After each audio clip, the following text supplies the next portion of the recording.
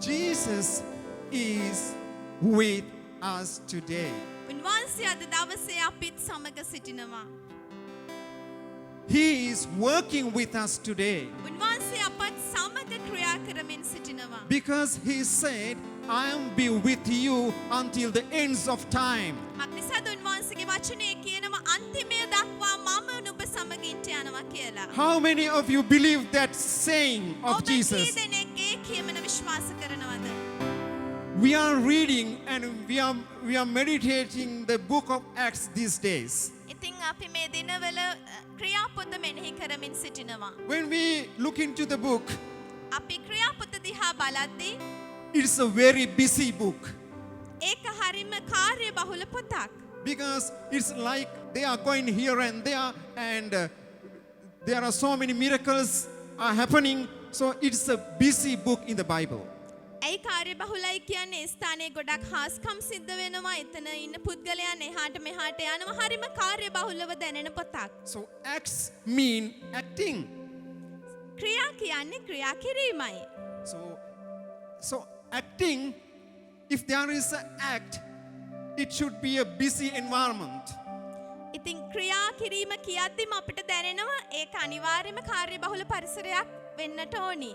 Amen. Amen. So we are today are acting people of Jesus. ඉතින් අද දවසේ අපි ක්‍රිස්තුස් වහන්සේගේ ක්‍රියාකාරීත්වයේ මනුෂ්‍යයන්. We are being placed here to act on behalf of Jesus. අපිව මේ ස්ථානයේ උන්වහන්සේ තියලා තියෙන්නේ උන්වහන්සේ වෙනුවෙන් ක්‍රියා කරන්නයි. Amen. Amen. Because we are Jesus Christ church. මක්නිසාද අපි ක්‍රිස්තුස් වහන්සේගේ සභාවයි. Jesus is the head of this church. මේ සභාවේ හිස ක්‍රිස්තුස් වහන්සේ. We are the body of Jesus Christ. අපි තමයි ක්‍රිස්තුස් වහන්සේගේ ශරීරය. So we are the people who walking and acting. ඒ නිසා අපි උන්වහන්සේගේ ක්‍රියාවට යොදවන සහ උන්වහන්සේගේ මාර්ගයේ ගමන් කරන අයයි. Amen. Amen. So without going here and there is no busyness in life. ඉතින් ජීවිතයේ කිසිම කාර්යබහුලත්වයක් දැනෙන්න යන්නේ නැහැ. ඔබ ක්‍රියා කරන්නේ නැත්නම්, ඔබ ඇවිදින්නට ගමන් කරන්නට යන්නේ නැත්නම්. So we have converted to able persons to go here and there. අපිව පරිවර්තනය කරලා තියෙනවා එහාට මෙහාට යන්න පුළුවන් මිනිස්යන් විදිහට.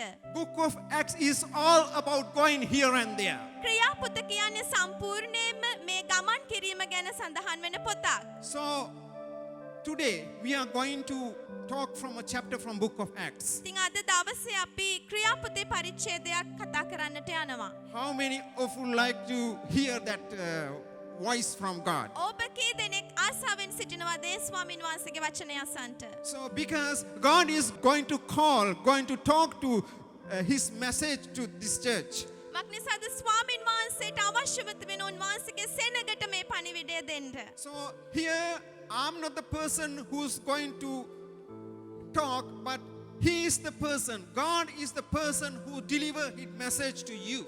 මේ ස්ථානයේ මම නෙමෙයි මේ පණිවිඩය ඔබට දෙන්නට යන්නේ. නමුත් ස්වාමීන් වහන්සේ උන්වහන්සේගේ පණිවිඩය ඔබට දෙන්නට යනවා. So let us turn our Bibles to the book of Acts chapter 15 verse 36 to verse 40. අපි පෙරලා ගමු ක්‍රියාපොතේ 15 වෙනි පරිච්ඡේදයේ 36 වෙනි පදයේ සිට 40 වෙනි පදය දක්වා And කියවන්නට. after some days, Paul said to Barnabas, let us return and visit the brothers in every city where we proclaim the word of the Lord and see how they are.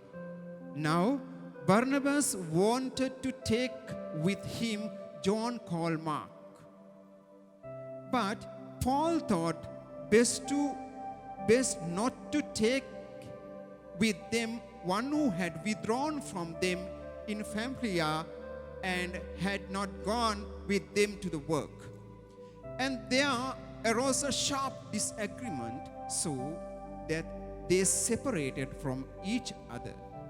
Barnabas took Mark with him and sailed away to Cyprus. But Paul chose Silas and departed, having been commended by brothers to to the grace of the Lord.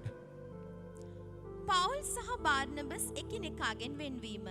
කීප දවසකට පසු පවුල් බාර්නබස්ට කතා කොට අප විසින් ස්වාමින් වහන්සේගේ වචනය ප්‍රකාශ කළා වූ සියලු නුවරවල වසන සහෝදරයෝ කෙලෙස සිටිද්දැයි අපි නැවත ගොස් බලමු යයි කීවේය.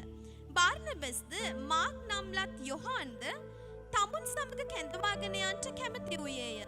නමුත් පවුල් ඒ වැඩේට නොගොස් පම්පිලියේදී තමුන්ගෙන් අහක්ව ගියා වූ තැනැත්තා තමුන් සමග කැඳවාගෙන යාම නුසුදුසුයයි සිතුවේය.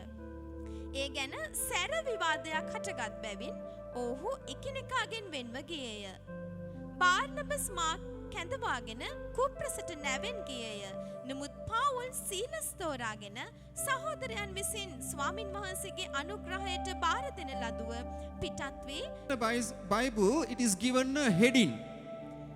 සිංහල බයිබලයේ මාතෘකාවක් සඳහන් වෙනවා මේ කොටසට. So it is like separation from each other, that is Barnabas and Paul. ඒක තමයි පවුල් සහ බාර්නබස් එකිනෙකාගෙන් වෙන්වීම කියන මාතෘකාව. But in other Bibles, there is no such headings. අනිත් බයිබල් වල එහෙම මාතෘකාවක් සඳහන් වෙන්නේ නැහැ. Because this is not the exact thing that this passage gives to the people. ඒකට හේතුව කියනවා නම් මේ මාතෘකාව නෙමෙයි මේ පරිච්ඡේදයේ හරියටම කියවෙන අදහස. So this is not the exact message. මේක නෙමෙයි හරිම අදහස, හරිම පණිවිඩය. Yes, they are separated. They have separated from each other. ඔව් මේගොල්ලන් එකිනෙකාගෙන් වෙන වෙනවා තමයි. There are many secrets in this passage. ඒ නමුත් මේ ස්ථානයේ වෙනත් විශාල රහස් සංඛ්‍යාවක් හැංගිලා තියෙනවා. So there were no nation called Israel in the beginning. ආරම්භයේ ඊශ්‍රායෙල් කියලා ජාතියක් හිටියේ නැහැ.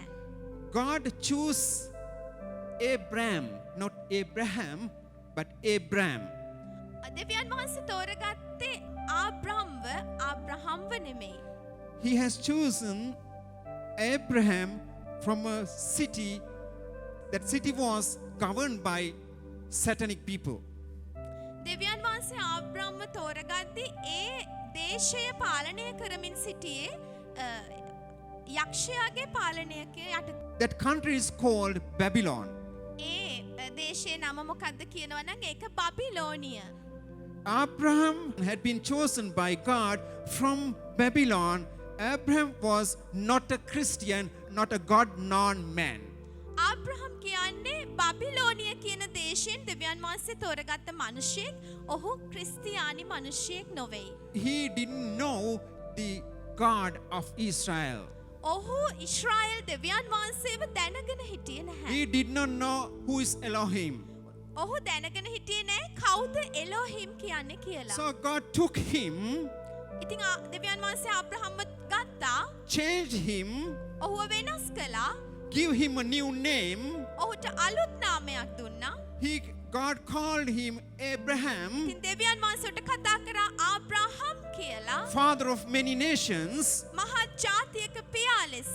From that person, ඒ මිනිසයාගේ ඉඳලා the nation of Israel has been made. Israel කියන ජාතිය ආරම්භ වෙන්න පටන් ගත්තා. Not a nation from the inception of this world. ඒක ඒ ජාතිය ඊතා ආරම්භයේ සිට පැවතගෙන ආපු ජාතියක් නොවේයි. So it is a nation produced by God. ඒක දෙවියන් වහන්සේ විසින් නිර්මාණය කරපු ජාතියක්. So it's a new race. ඒක අලුත් ජාතියක්. Because an unmixed holy nation was needed to represent him on earth, to set as an example. මොකද අමිශ්‍ර වූ ජාතියක් අවශ්‍ය වුණා උන්වහන්සේගේ ආදර්ශයක් විදිහට පොළවේ උන්වහන්සේ ස්ථාපිත The කරන්න. image of God was removed from the earth. උන්වහන්සේගේ ස්වරූපය පොළවෙන් ඉවත්ව තිබුණා. That is due to man's disobedience. ඒකට හේතුව වුණේ මිනිස්යාගේ තියෙන අකීකරුකමයි. But God gave a new nation. නමුත් දෙවියන් වහන්සේ අලුත් ජාතියක් දුන්නා. God gave a birth to a new nation, උන්වහන්සේ අලුත් ජාතියකට උපත දුන්නා. that is Israel, ඒක තමයි ඊශ්‍රායල් කියලා to කියන්නේ. show his image මොකද එහෙම උන්වහන්සේ උපතක් දුන්නේ උන්වහන්සේගේ ස්වරූපය ප්‍රකාශ කරන්නටයි. God made Israel. උන්වහන්සේ ඊශ්‍රායල් ජාතිය නිර්මාණය කරා. So, best singular word for made is nishpadaniya kala. ඒකට හොඳම සිංහල වචනේ තමයි නිෂ්පාදනය කරා කියන එක. So, when we are going to buy a good, අපි මොන හරි භාණ්ඩයක් මිලට ගන්න යද්දී when it is made in Japan, it is okay. ඒක ජපානයේ හදලා තියෙනවා නම් ඒක හරි ගන්න පුළුවන්. When if it is made in China, ඒක චීනේ නම් හදලා තියෙන්නේ ඒක හරියන්නේ නැහැ. so we are made by heaven. අපිව උන්වහන්සේ නිර්මාණය කරලා තියෙන ස්වර්ගිකයෝ විදිහට. Amen. Amen. So Israel has been made in heaven. Israel කියන ජාතිය ස්වර්ගයෙන් නිර්මාණය කරපු ජාතියක්. So God made Israel. දෙවියන් වහන්සේ ඊශ්‍රායල් ජාතිය නිර්මාණය කළේ. Amen. Amen. So the image of God was lost in my original sin. මගේ පාපය නිසා දෙවියන් වහන්සේගේ ස්වරූපය නැති වෙලා තිබුණා. So the image in me was lost because of the Adamic sin nature. ආදමික පාපයේ ස්වභාවය නිසා දෙවියන් වහන්සේගේ ස්වරූපය මන් තුලින් නැති වුණා. But නමුත් he made me උන්වහන්සේ මාව නිර්මාණය කළා in Jesus යේසුස් වහන්සේ තුල and placed his image in me. උන්වහන්සේගේ ස්වරූපය මා තුල උන්වහන්සේ ඒක ඇලෙව්වා. For at Calvary I was in Jesus. කල්වරියේදී මම ක්‍රිස්තුස් වහන්සේ තුල සිටියා. Amen. Amen. Likewise, Israel was in Abraham Leons at that day. ඒ වගේ ආබ්‍රහම් තුල ඊශ්‍රායල් ජාතිය සිටියා. So Jesus made me and kept his image in me through Jesus Christ. ඉතින් දෙවියන් වහන්සේ මාව නිර්මාණය කළා උන්වහන්සේගේ ස්වරූපය මන් තුල තැබුවා යේසුස් ක්‍රිස්තුස් වහන්සේ තුල. So here to morning, I'm not the original person who came from the womb of my mother. මම අම්මගේ කුසින් ආපු නියම කියන මනුෂ්‍යයා නොවේ. But Jesus has made me later නමුත් යේසුස් වහන්සේ තමයි මාව පස්සේ වෙනස් කළේ. because I was born again. මක් නිසාද මම නැවත උත්පාදනය වුණා. Born again in Jesus Christ. යේසුස් ක්‍රිස්තුස් වහන්සේ තුල නැවත උත්පාදනය වුණා. So I am belong to a new race. මම අයිති වෙනවා අලුත් ජාතියකට. That race is born again race. ඒ ජාතිය තමයි නැවත ඉපදුණු ජාතිය. Amen. Amen. So we all are together belong to a newborn race. ඉතින් අපි හැමෝම එකට එකතුව අයිති වෙන්නේ ඒ අලුත් ඉපදුණු ජාතියටයි. So today my heading is අද මගේ මාතෘකාව තමයි making of me. මාව නිෂ්පාදනය කිරීම. Amen. Amen. So someone say making of me. අපි හැමෝම කියමු මාව නිෂ්පාදනය කිරීම කියලා. So this passage, මේ කොටසේදී many scholars talk about the personalities of Paul and Barnabas. ගොඩක් අය කතා කරනවා ගොඩක් බයිබල් විශාරදයෝ කතා කරනවා පවුල් තුමාගේ සහ මේ කියන අයගේ පෞරුෂයන් ගැන. So in this place මේ කොටසේදී there are three main characters. ප්‍රධාන චරිත තුනක් තිබෙනවා. Paul, පවුල් තුමා, Barnabas බාර්නබස්, and John Mark. John mark කියන පුද්ගලයා. So people talk about Paul is a controlling type of person. මනුෂ්‍යයන් පවුල් තුමා ගැන කතා කරේ පාලනය කරවන ස්වභාවයක් තියෙන මිනිහෙක් විදිහට. Based on this passage, මේ පරිච්ඡේදයට පදනම් කරගෙන. they say ඒගොල්ලන් කියනවා Paul ignores certain people in order to achieve certain goals. සමහර ඉලක්කයන් ළඟා කර ගැනීම පවුල් තුමා ඒක ගණන් ගත්තේ නැහැ කියලා.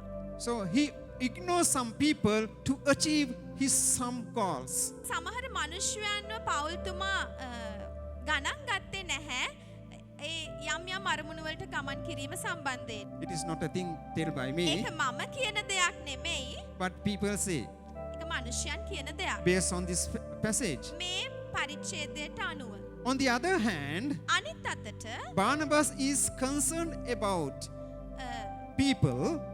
බාර්නබස් ගැන මනුෂ්‍යයන් කියන්නේ He is an encouraging like man. එයා මනුෂ්‍යයන්ව ධෛර්යමත් කරවන කෙනෙක් විදිහටයි. He has passionate about people. එයාට මනුෂ්‍යයන් ගැන ලොකු කැක්කුමක් තිබුණ කෙනෙක් විදිහටයි අව දකින්නේ. But those people who are telling like this, මෙහෙම කියන මනුෂ්‍යයන් they do not make the main point of this passage clear. මේ කොටසේ තියෙන හරිම තේරුම හරියට දන්නේ නැහැ. When we are talking about Paul, අපි පෞල්තුමා ගැන කතා කරද්දී among the apostles, අපොස්තලවරුන් අතර it is almost impossible to find someone who loved people like Paul. එයා තරම් මනුෂ්‍යයන්ට ආදරය කරපු වෙන මනුෂ්‍යෙක් නම් ඇත්තටම හොයාගන්න අමාරුයි. Because මොකද කියනවා නම් 2 Corinthians chapter 2 verse 4 දෙක කොරින්ති දෙවනි පරිච්ඡේදයේ 4 වෙනි පදේ කියනවා remind us of his love. අපිට ඒ ප්‍රේමය මතක් කරලා දෙනවා. In that verse it is said, ඒ කොටසේ කියනවා "For I wrote to you out of much affliction and anguish of heart and with many tears, not to cause you pain, but to let you know the abundant love that I have for you." මක්නිසාද බොහෝ දුක්වලින්ද හෘදය වේදනාවෙන්ද බොහෝ කඳුලින්ද යුක්තව නුඹලාට ලිවීමි. එසේ කළේ නුඹලා ශෝකයට පත් කරන්නට නොව නුඹලා කෙරෙහි ඇත්තා වූ මාගේ ඊතා මහත් ප්‍රේමය නුඹලා විසින් දැනගන්නා පිණිසය කියලා. So I told there are three characters in this picture. මම කිව්වා මේ පින්තූරයේ චරිත තුනක් සිටිනවා කියලා. So they are going to a missionary trip. ඒගොල්ලන් මිෂනාරි ගමනකට යමින් සිටිනියා. They are preparing for a missionary trip. එයාලා මිෂනාරි ගමනකට සූදානම් වෙමින් හිටියා. This was the second trip with John Mark. මේක තමයි ජෝන් මාක් කියන පුද්ගලයාත් එක්ක ගමන් කරපු දෙවනි මිෂනාරි ගමන. So still they are preparing for this. තවමත් ඒගොල්ලන් එකට සූදානම් වෙමින් හිටියා. These three people are going to have a missionary trip. ඉතින් මේ මනුෂ්‍යයන් තුන්දෙනා මිෂනාරි ගමනකට තමයි සූදානම් වෙමින් ඉන්නේ. So Paul was saying, පෞල්තුමා කියමින් සිටියා we can't accompany John Mark අපිට ජෝන් මාක්ව එක්කගෙන යන්න බෑ. because he has deserted us in Pamphylia. මොකද එයා පම්පිලියාව කියන තැනදී අපෙන් වෙන් වුණා.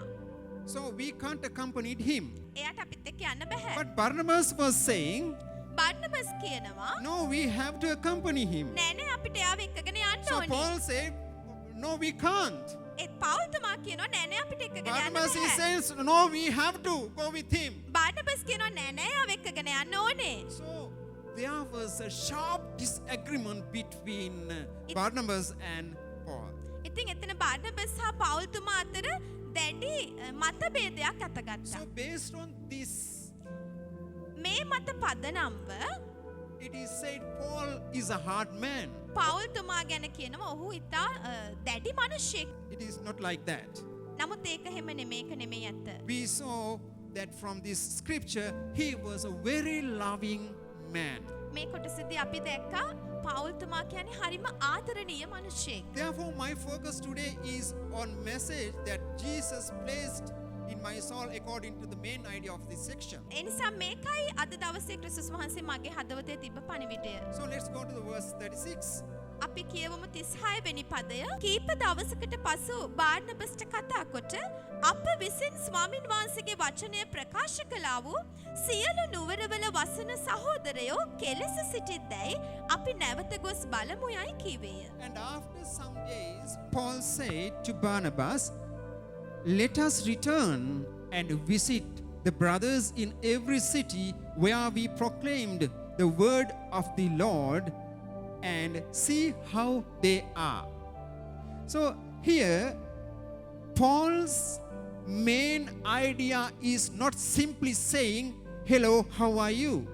මෙතන පවුල්තුමාගේ ප්‍රධාන අදහස මේ කෙනෙක්ට හම්බෙලා ඔයාට කොහොමද හායි කියන එක නෙමෙයි. So he has a big plan ඔහුට තිබුණා විශාල සැලැස්මක් to go back and visit the new people that were saved by the grace of Jesus. ඔහුට තිබුණා ලොකු ආශාවක් අලුතෙන් ගැලවීම ලැබපු ක්‍රිස්තුස් වහන්සේ තුළට පැමිණි මිනිසයන් දැක බලා ගැනීම ගැන. So it is not about staying for a while and eating and drinking there. ඒක මේ ස්ථානයේ තියෙන විදිහට ඒක කකා බිබී ඉන්න එක ගැන නෙමෙයි කියන්නේ. So he wanted to find out about Gentile churches that had been saved by his evangelism. ඔහුට ඕන වුණා අන්‍ය ජාතික මිනිසයන් දෙවියන් වහන්සේ වෙතට අලුතෙන් ආපු මිනිසයන් ඒ සභාවන් දැක බලා So ගැනීමට. based on verse 36, 36 වෙනි පදය පදනම් කරගෙන my first point is මගේ පළවෙනි කාරණාව තමයි Paul's concern for the churches. පවුල්තුමාගේ සැලකිල්ල තිබුණේ සභාවන් ගැනයි කියන එක. Those new believers were his heartbeat. ක්‍රිස්තුස් වහන්සේව විශ්වාස කරපු අය හිටියේ පවුල්තුමාගේ හදවතේ රිද්මය වුණේ ඒගොල්ලන්. Paul's first priority was God.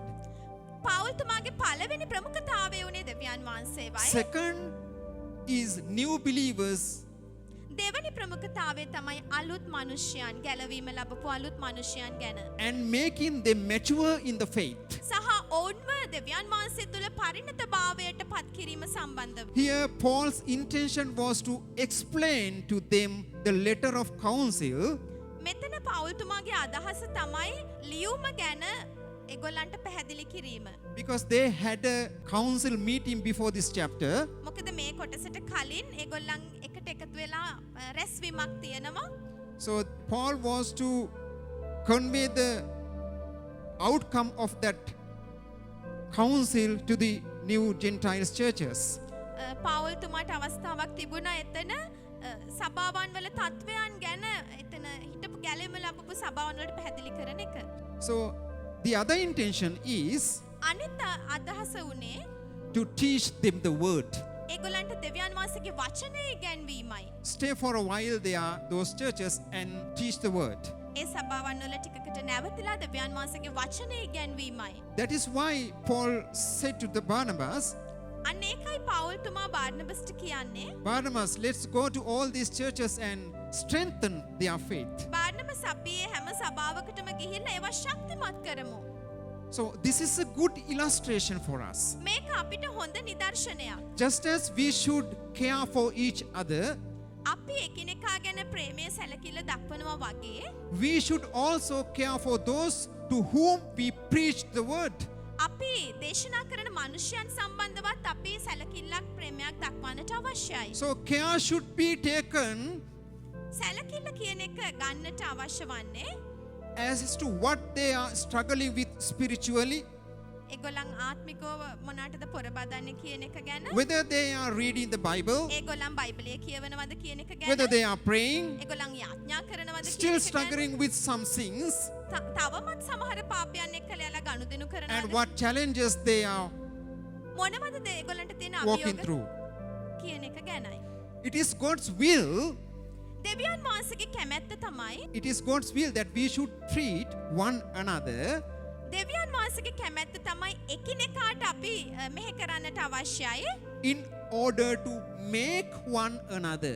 අනිත් කෙනාව සාධන පිණිස අපි එකිනෙකා ගැන සැලකිල්ලක් ප්‍රේමයක් So දක්වන්නට the අවශ්‍යයි. meaning is those people should finish their lives as disciples on this earth. ඒකේ අවසාන තේරුම තමයි සභාවේ එකිනෙක මිනිසයන් උන්වහන්සේගේ ගෝලයන් බවට පත් වෙන්නට ඕනි. So Jesus said, යේසුස් වහන්සේ කියනවා go and make all nations. යන්න ගිහින් සියලු ජාතීන් ගෝලයන් කරන්න Go කියලා. and make disciples of all nations. හැම ජාතියෙක්ම ගෝලයන් කරන්න කියලා කියනවා. Word used in there was make disciples. ඒ ස්ථානයේ පාවිච්චි කරන වචනය තමයි ගෝලයන් නිෂ්පාදනය. That is not only to save them, ඒක විතරක් නෙමෙයි ඔවුන්ට කියන්නේ but to care for them and make them disciples of Jesus. ගෝලයන් බවට පත් කරපු එකිනෙකා ගැන ගැන සැලකිල්ල අවශ්‍යයි කියන එක. So Paul and Barnabas were in strong agreement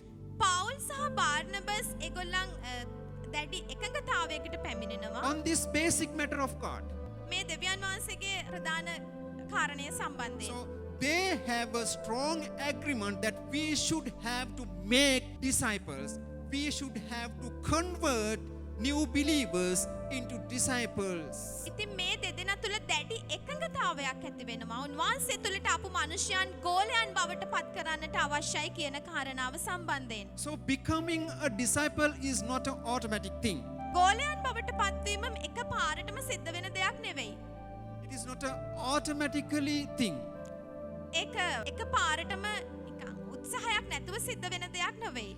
We have to make them as disciples. අපි ඔවුන්ව ගෝලයන් බවට පත් කරන්නට Because අවශ්‍යයි. Jesus was telling to us, you go and make them as disciples. මොකද යේසුස් වහන්සේ කියනවා ඔයා යන්න ගිහිලා සියලු ජාතීන් ගෝලයන් කරන්න. So this was the concern of the Paul about churches. ඉතින් මේක තමයි පවුල්තුමාගේ අදහස උනේ සභාව සම්බන්ධයෙන්. So this was the same concern of our Jesus Christ of the churches. සභාව සම්බන්ධයෙන් යේසුස් ක්‍රිස්තුස් වහන්සේගේ සැලකිල්ල උනේත් මේකම තමයි. So this was the main concern and main task that was handed over by Jesus Christ, individuals of us. එකිනෙකා පුද්ගලිකව යේසුස් වහන්සේ අපිට දෙන වැඩය තමයි මේ කියපු කාරණාව. As we are, if we are new believers, අපි අලුත් ඇදහිලිවන්තයෝ නම් we have to give our full strength to become a disciple of Jesus Christ. ක්‍රිස්තුස් වහන්සේගේ ගෝලයෝ වෙන්න අපි අපේ උපරිම ශක්තිය යොදවන්නට අවශ්‍යයි. As we are matured believers, අපි පරිණත ඇදහිලිවන්තයෝ නම් we have to make others as disciples of Jesus Christ. අපිට තියෙනවා අනිත් පුද්ගලයාව ක්‍රිස්තුස් වහන්සේගේ ගෝලයෙක් බවට පත් කිරීමේ ඒ වැඩය. So Paul's concern for the churches is same concern of Jesus Christ. ඉතින් පවුල්තුමාගේ සැලකිල්ල සභාව සම්බන්ධයෙන් යේසුස් ක්‍රිස්තුස් වහන්සේට සභාව සම්බන්ධයෙන් තිබ්බ ඒ සැලකිල්ලමයි. In summary, කෙටියෙන් කියනවා නම් we have to make one another disciples. අපි එකිනෙකාව ගෝලයන් කරන්නට අවශ්‍යයි. So that is the main concern of Jesus Christ. ඒක තමයි යේසුස් වහන්සේගේ ප්‍රධාන සැලකිල්ල. So let's read verse 37, 38 and 39.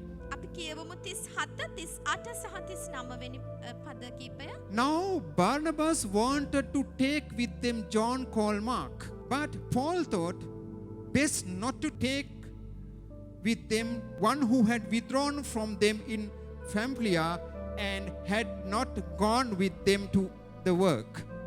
And there arose a sharp disagreement, so that they separated from each other. Barnabas took Mark with him and sailed away to Cyprus.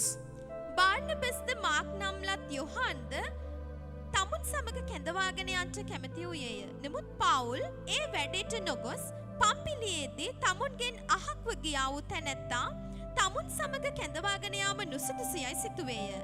ඒ ගැන සැර විවාදයක් හටගත් බැවින් ඔහු එකිනෙකාගෙන් වෙන්ව ගියෝය. බාර්නබස් මාක් කැඳවාගෙන කුප්‍රසිට නැවෙන් ගියා. So here there is a point මේ ස්ථානයේ යම් කාරණාවක් තියෙනවා. that can be given more attention than sharp disagreement. දැඩි මතභේදයට වඩා අපි අවධානය යොමු කරන්න ඕන දෙයක්. Let's find that out. අපි ඒක හොයාගමු. Luke has mentioned this point of disagreement.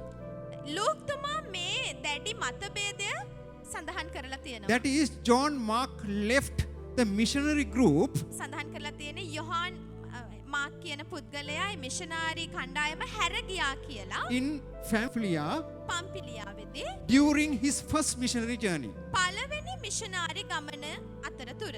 This going away comes from the original Greek word apostasy.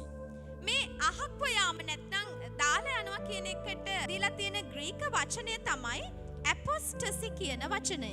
The meaning of that word is මේ වචනේ තේරුම තමයි flee from one's faith.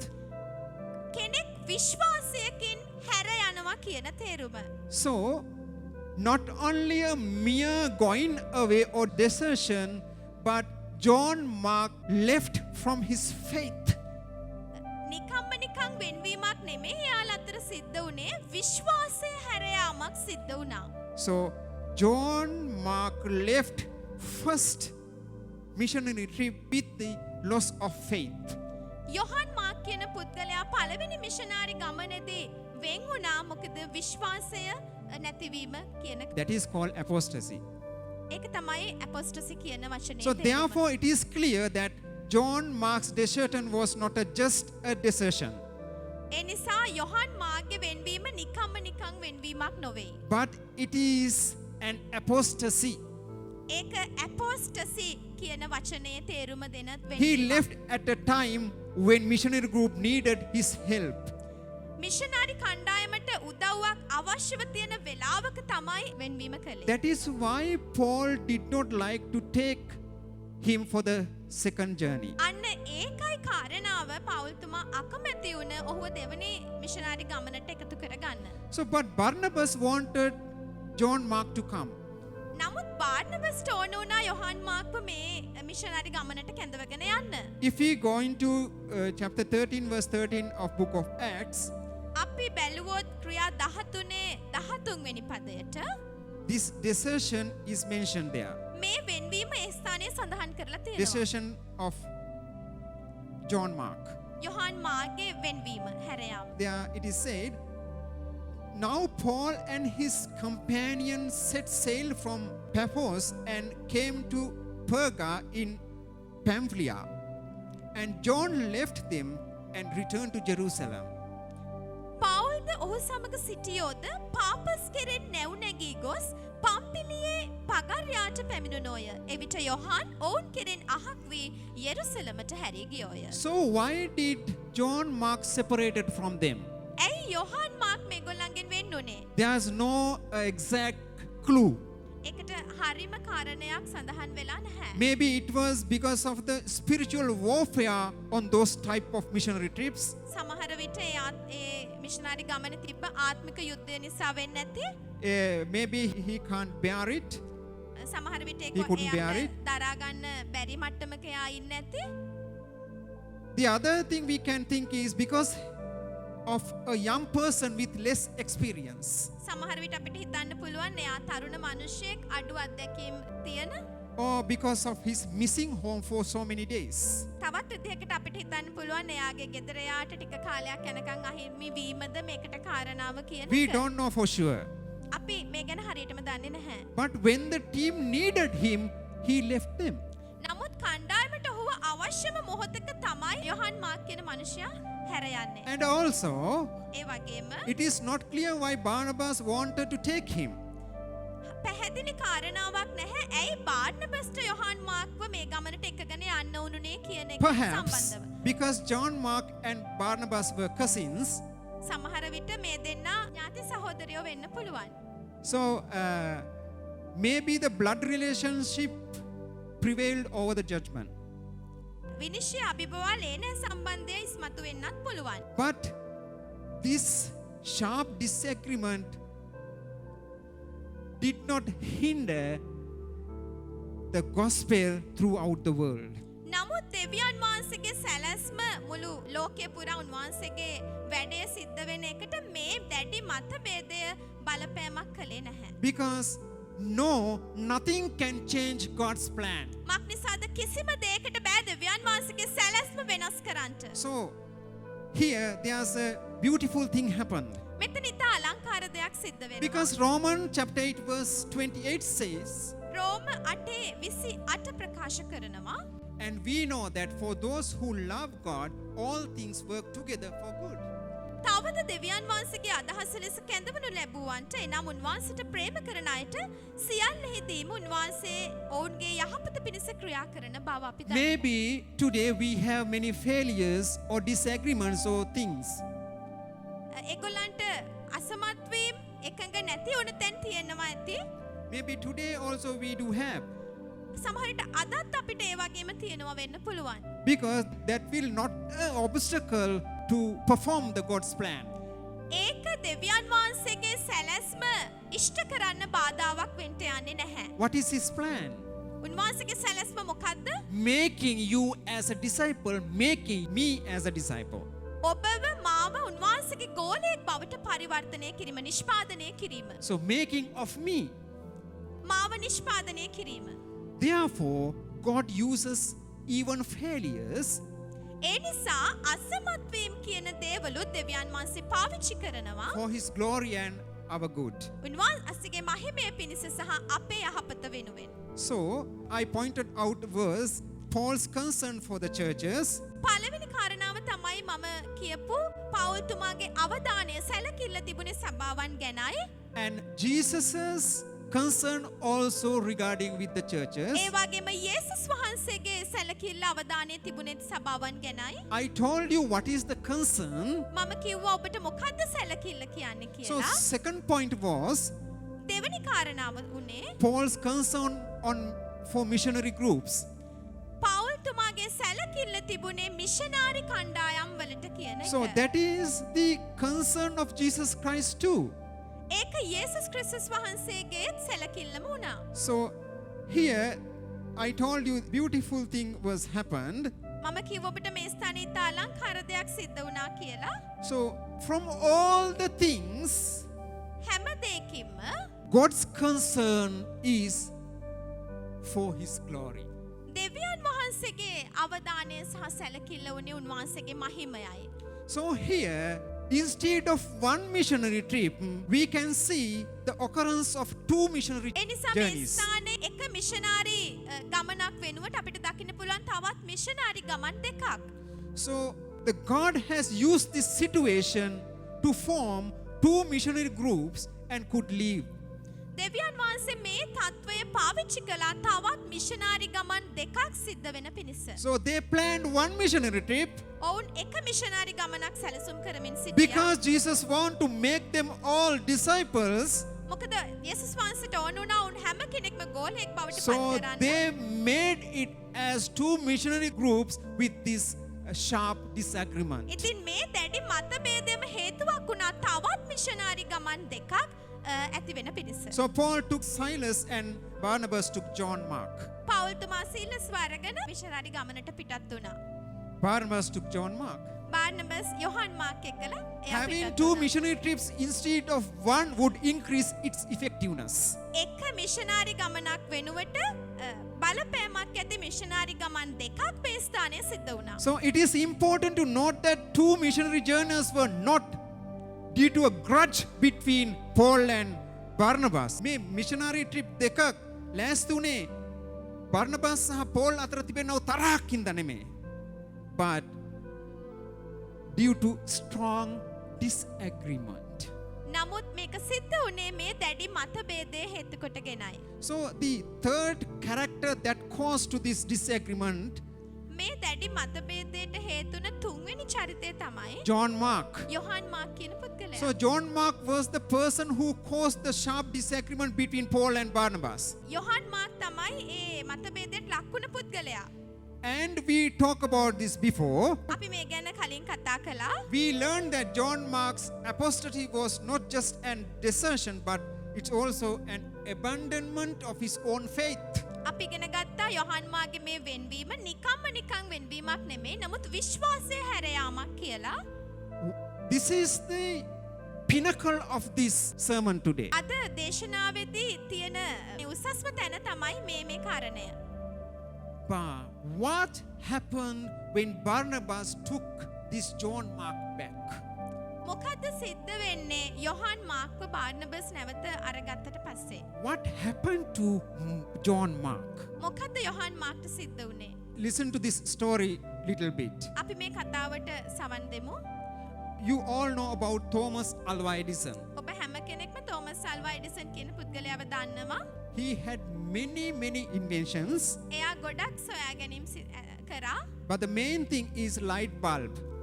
නමුත් ප්‍රධානම දේ තමයි විදුලි බල්බය. So one day එක දවසක් Thomas Edison came home and gave his mother a paper. එයා ගෙදර ඇවිල්ලා අම්මට දෙනවා කොලයක්. It's a letter from his teacher. ඒක එයාගේ ටීචර්ගෙන් හම්බුන ලියුමක්. Thomas Edison told his mother, Thomas Edison කියන මේ පුද්ගලයා එයාගේ අම්මට කියනවා my teacher gave me this paper, this letter, and told me to give it only to my mother. මගේ teacher කිව්වා මේක අම්මේ ඔයාට විතරක්ම දෙන්න කියලා. His mother opened the letter. අම්මා ලියුම ඇරලා බලනවා. The tear came out. කඳුළු වැටෙන්නට ගත්ත අම්මගේ. His mother had tears in her eyes, මේ අම්මගේ ඇස්වල කඳුළු පටන් ගත්ත and වැටෙන්න. she read the letter loud to her child. එයාගේ දරුවට ඇහෙන්න මේ ලියුම කියවන්න ගත්තා. Your son is genius. ඔයාගේ පුතා නම් නියමයි. This school is too small for him and doesn't have enough good teachers to train him. මේ පාසල ඔයාගේ දරුවට පුංචි වැඩි සහ මේ පාසලේ ගුරුවරු ඔයාගේ දරුවට ඒ ඉන්න මට්ටමට උගන්වන්න හොඳ මදි. Please teach him yourself. ඔයාම ඔයාගේ දරුවට උගන්වන්න. So, years later, අවුරුදු ගානකට පස්සේ after Edison's mother died, එයාගේ අම්මගේ වියෝවට පස්සේ he was looking through old family belongings. එයාගේ පරණ දේවල් ඔක්කොම හොයලා බලන්න පටන් ගත්තා. So, one of the greatest inventors of the century, ඒ ශතවර්ෂයේ තිබුණ විශිෂ්ටම සොයා ගැනීමක් වන he suddenly noticed a folded piece of paper in the corner of desk of a drawer. එයා දැක්කා මේසේ කොනක තියෙනවා නමපු කඩදාසියක්. මෙතන කියන්නේ සතවර්ෂයේ ඊටාම ප්‍රබල සොයා ගැනීමක් එයා ලෙස එයා දැක්ක ලාච්චුවක චූටි කොලයක් නමලා තියෙනවා. So he took it and opened it. එයා මේ කොලේ අරගෙන විවෘත කරලා බලනවා. That was the letter that has been given by his teacher to his mother. ඒක තමයි එදාර දුන්න ලියුම. එයාගේ ටීචර් එයාගේ අම්මට දෙන්න කියලා. He opened it and read, ඒක විවෘත කරලා මේ පුද්ගලයා මේ ලියුම කියවනවා. your son is mentally confused. ඔයාගේ දරුවා මානසිකව වියවුල් වුණ කෙනෙක්. We will not let him come to school again. එයාව නැවත පාසලට එන්න අපි ඉඩ දෙන්නේ නැහැ. So at that day, by looking at the original letter, his mother telling another thing to his son. ඉතින් එදා ඒ නියම ලියුම බලාගෙන අම්මා කියවලා තියෙන්නේ වෙනමම දෙයක් ඒ පුතාට. He did not like school or do well. ඔහු හොඳින් පාසලට පැමිණීම කරේ නැහැ. So one day a teacher called him. එක දවසක් ඒ ගුරුවරයා යාට කතා කරලා He කියනවා. called him, you are adult. ඔයා දැන් මානසිකව විකෘති වුණ පුද්ගලයෙක්. So he rushed to the home. එයා ගෙදරට ඉක්මනට යනවා. The next day after speaking with the teacher, ගුරුවරයාත් එක්ක කතා කරාට පහුවදා his mother, a trained teacher, එයාගේ අම්මා පුහුණු ගුරුවරියක්ව සිටියා. decided to teach Thomas at home. තෝමස්ට උගන්වන්න තීරණය කරා. Her love and encouragement එයාගේ ප්‍රේමයත් උනන්දු කරවීමත් made Thomas a great inventor. තෝමස්ව සොයාගැන්වීමේ විශිෂ්ටයෙක් බවට පත් කරා. This Thomas Alva Edison wrote, Thomas Alva Edison කියන පුද්ගලයා ලියනවා my mother created me. මගේ අම්මා මාව නිෂ්පාදනය කරා. She was very genuine. එයා හරිම අවංක පුද්ගලයෙක්. She believed in me, එයා මාව විශ්වාස කරා. and I felt මට දැනුණා that I had someone to live for. මට කෙනෙක් වෙනුවෙන් ජීවත් වෙන්න තියෙනවා කියලා. So that is my mother. ඒ මගේ අම්මා. Also, I felt that I should not let those hopes down. ඒ වගේම මට දැනුණා ඒ බලාපොරොත්තු මම බිඳ දමන්න හොඳ නැහැ කියලා. So, Thomas Alva Edison's mother was able to make Thomas Edison. Thomas Edison කියන පුද්ගලයාව නිර්මාණය කරන්න එයාගේ අම්මට හැකියාවක් ලැබුණා. Without his mother, එයාගේ අම්මා නැතුව Thomas Edison would have been just another dead person. Thomas Alva Edison කියන පුද්ගලයා නිකම්ම තවත් මිනිහෙක් විතරක් වෙන්නට තිබුණා. He was able to make many inventions, ඔහු විශාල සොයා ගැනීම් රාශියක් කරන්නට පුළුවන් කෙනෙක්ව තිබුණා. including the light bulb, විදුලි බල්බය එක්කලා. because his mother made him. ඒකට හේතුව තමයි එයාගේ අම්මා එයාව නිෂ්පාදනය කළා. So verse 39 says, 39 වෙනි පදය කියනවා And there arose a sharp disagreement, ඒ ස්ථානයේ දැඩි මත ભેදයක් ඇති වුණා. so that they separated from each other. ඔවුන් එකිනෙකාගෙන් වෙන් වුණා. Barnabas took Mark with him and sailed away to Cyprus.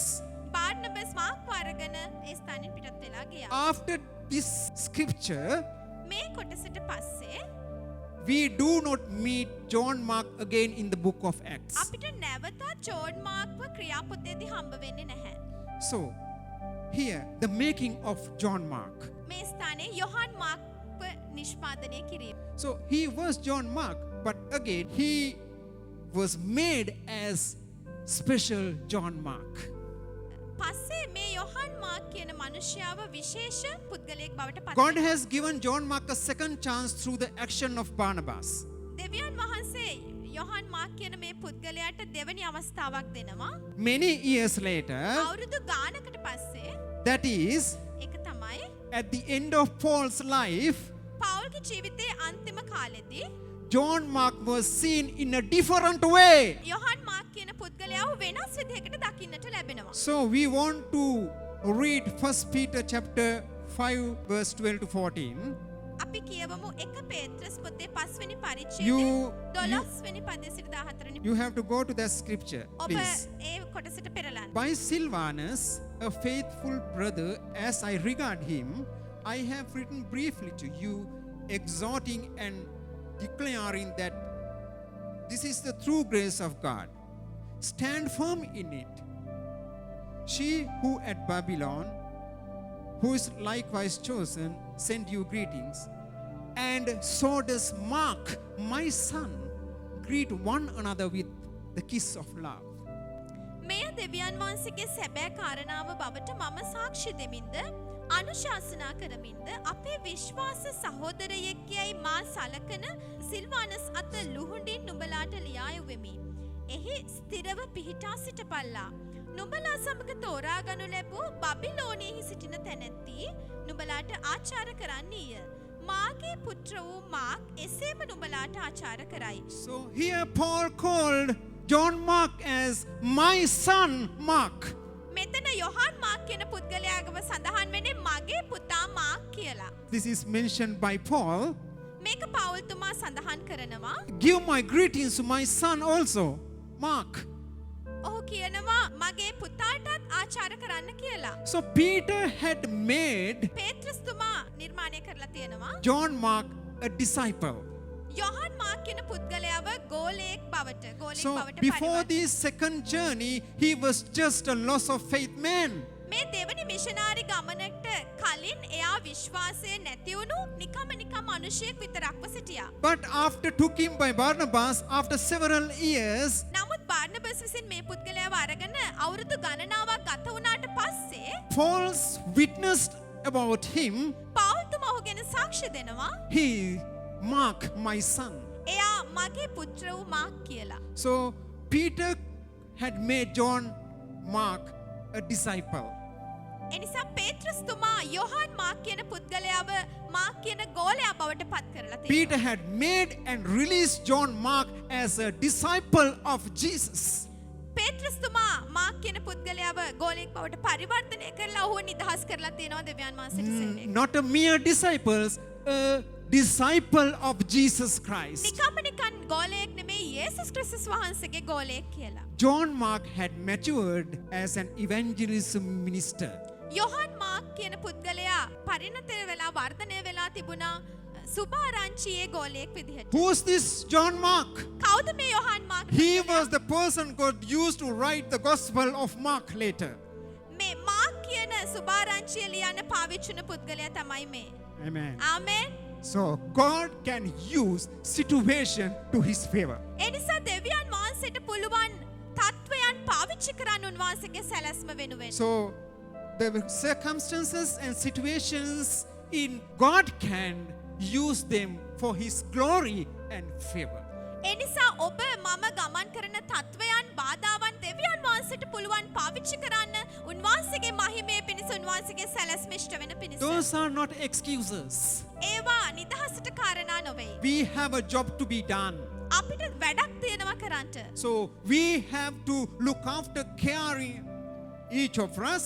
අපිට එකිනෙකාව බලා ගන්නට තිබෙනවා. That caring is my brother or sister, he or she has to become disciple of Jesus A Christ. බලා ගැනීම තමයි මගේ සහෝදරයා මගේ සහෝදරිය දෙවියන් වහන්සේගේ යේසුස් වහන්සේගේ ගෝලයෙක් බවට පත් වෙනවා. 2 Timothy verse 4, 9 to 11. දෙක තිමෝති 4 වෙනි පරිච්ඡේදයේ 9 වෙනි පදයේ සිට 11 වෙනි පදය In the last days of Paul, පෞල් තුමාගේ අන්තිම දවස්වල he wrote to Timothy තිමතිට ලියනවා in his second letter from prison, සිරගෙදර ඉඳලා එයාගේ දෙවනි ලියුමේදී do your best to come to me soon. For Demas, in love with his present world, has deserted me and gone to Thessalonica. Crescens had gone to Galatia, Titus to Dalmatia. Luke alone is with me. Get Mark, bring him with you, for he is very useful to me for ministry. මා ළඟට නොපමාව එන්ට වෑයම් කරපන්න මක් නිසාද දේමස් මේ ලෝකයට ආලය වී මා අත්හැර තෙසලෝනියට ගියේය. ක්‍රෙස්කෙනස් ගලාතියටත් තීතස් දල්මාතියටත් ගියෝය. ලූක් පමණක් මා සමග සිටි මාක් නුඹ කෙටුව කැඳවාගෙන වරෙන්න. So earlier Paul said, we don't want Mark. පෞල්තුමා කලින් නම් කිව්වේ මට මාක් කියන පුද්ගලයාව අවශ්‍ය නැහැ Now කියලා. he was telling, get Mark, bring him with you.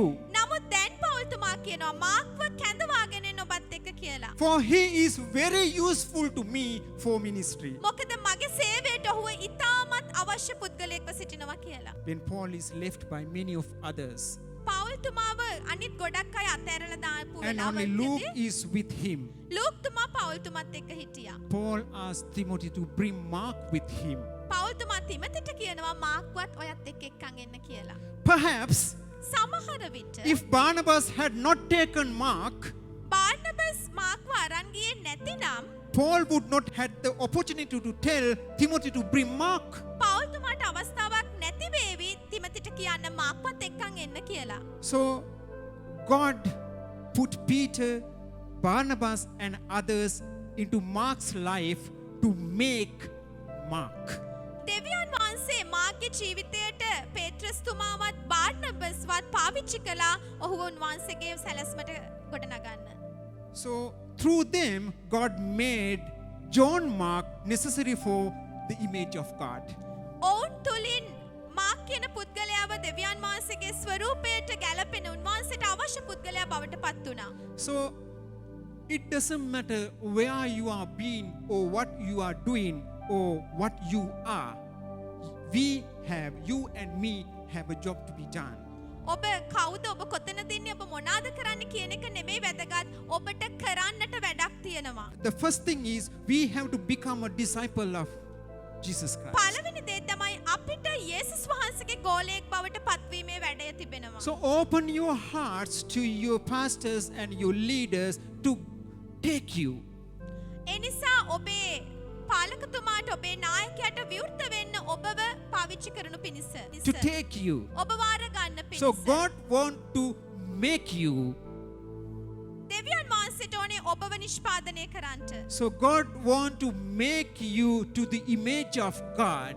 දෙවියන් වහන්සේට ඕනේ ඔබව වෙනස් කරන්නට ඔබව නිෂ්පාදනය කරන්න උන්වහන්සේගේ ස්වරූපයට අනුව. Because he want a person just like him to demonstrate God to the world. මක්නිසාද දෙවියන් වහන්සේට ඕනේ මිනිසයන් උන්වහන්සේගේ ස්වරූපය ඇති මිනිසයන් ලෝකයට උන්වහන්සේව ප්‍රකාශ කරන්නට. We may take our memory to one or more people whom God has brought into our lives to make us. අපේ මතකයන් අපිට අරන් යන්න පුළුවන්. අපි මේ ඉන්න තත්වයට ගේන්න මහන්සි වුණු. එහෙම නැත්නම් අපිව නිෂ්පාදනය කරන්න මේ ඉන්න තත්ත්වෙට මහන්සි වුණු පුද්ගලයන් කවුද කියලා හඳුනා ගන්න. So we should thank for God that. අපි ඒ ගැන දෙවියන් වහන්සේට ස්තුති කරන්නට අවශ්‍යයි. They should be given due respect. අපි ඒගොල්ලන්ට ගෞරවය දෙන්නට අවශ්‍යයි. If you can remember ඔබට මතක නම් that the person who told you about Jesus, යේසුස් වහන්සේ ගැන ඔබට කියපු මිනිසයන්ව please pray about him or ඒගොල්ලන් ගැන යාඥා කරන්න. and meet him. එයාවලව මුණ ගැසෙන්න. Keep a fellowship with those people. ඒගොල්ලොත් එක්කලා සම්බන්ධතාවය ගොඩනගා ගන්නට. And say thank you. ඒගොල්ලන්ට කියන්න ස්තුතියි කියලා. On the other hand, අනිත් අතට God may be inviting you දෙවියන් වහන්සේ ඔබට ආරාධනා කරනවා to make you someone to encourage you. තව කෙනෙක්ව ධෛර්යමත් කරන්නට. So you have to think, ඔබට සිතන්නට තිබෙනවා who can you inspire? කාටද ඔබට බලපෑමක් කරන්න පුළුවන් කියලා. God can still use you. දෙවියන් වහන්සේට තවමත් පුළුවන් ඔබව පාවිච්චි කරන්න. God can still use you. දෙවියන් වහන්සේට තවමත් ඔබව පාවිච්චි කරන්න පුළුවන්.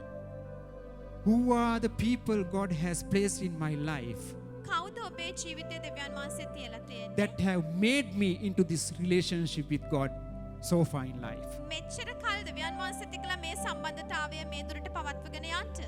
So thank God for everything. ඒ හැම දෙයක් ගැන දෙවියන් වහන්සේට ස්තුති කරන්න. Obedient to the God's opportunity to making of me. දෙවියන් වහන්සේ දෙන අවස්ථාවට කීකරු වීම තමයි මාව නිෂ්පාදනය වීම කියලා කියන්නේ. Serving Him in a made image of God. උන්වහන්සේගේ ස්වරූපය තුල සිටමින් උන්වහන්සේට සේවය කරන්න. Gratitude to all who contribute to the making of me. ඔබව නිෂ්පාදනය වෙන්න පාවිච්චි වුණ හැම කෙනෙක්ටම ඔබේ ගෞරවය ස්තුතිය දෙන්න. So this is the word for the church today. මේකයි අද සභාවට දෙවියන් වහන්සේ දෙන පණිවිඩය. Making of me, I am a special being here today. අද මම විශේෂ මිනිසෙක්. උන්වහන්සේ මම නිෂ්පාදනය කරපු මිනිසෙක්. Amen. Amen. I bear the image of God on this earth to deliver, to do His assigned work here on earth. මම උන්වහන්සේ පවරපු කාර්ය මේ පොළවේ ඉෂ්ට කරන්න සිටින මිනිසෙක්. So may God bless you with this word today. අද දවසේ මේ වචනය තුල දෙවියන් වහන්සේ ඔබට ආශිර්වාද කරනවා. Amen. ආමෙන්.